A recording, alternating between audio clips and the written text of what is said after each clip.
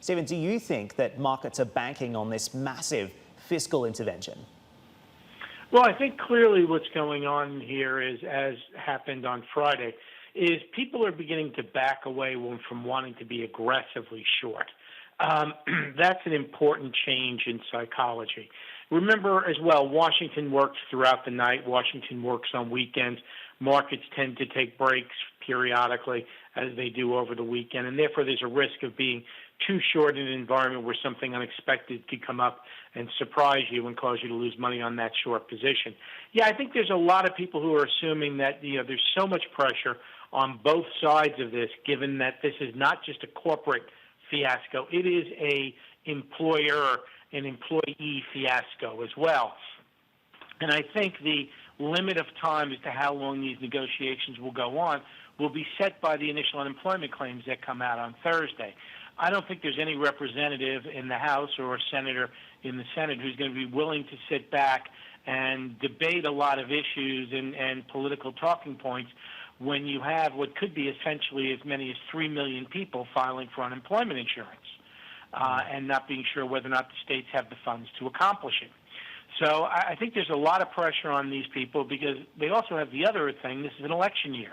And even though, yes, it puts the administration somewhat on target because it's been the economic administration, it's been the stock market administration, but if we're debating the fine points and we're allowing people to get unemployed, people may just go to the polls and decide to vote all the bums out.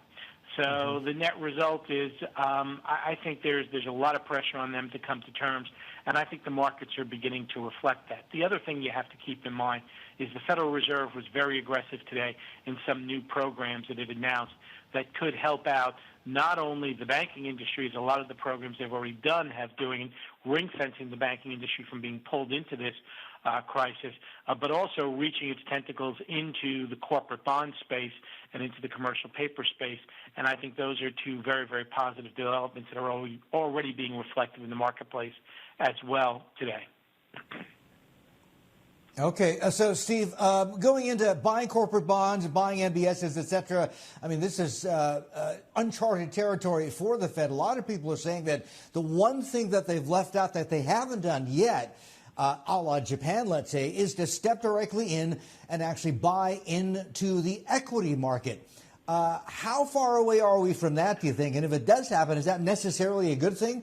Literally nationalization or partial?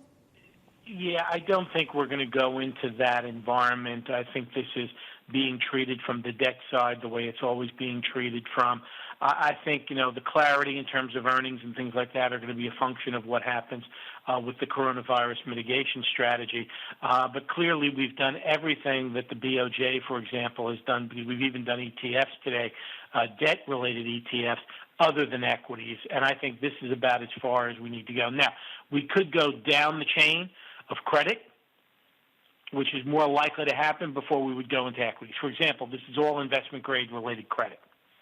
In the commercial paper fund, it's A1, P1. We could go further down the credit curve in those two particular programs, the primary corporate bond facility, the secondary corporate bond facility, and the commercial paper financing facility, go further down the credits before we would go directly into equities.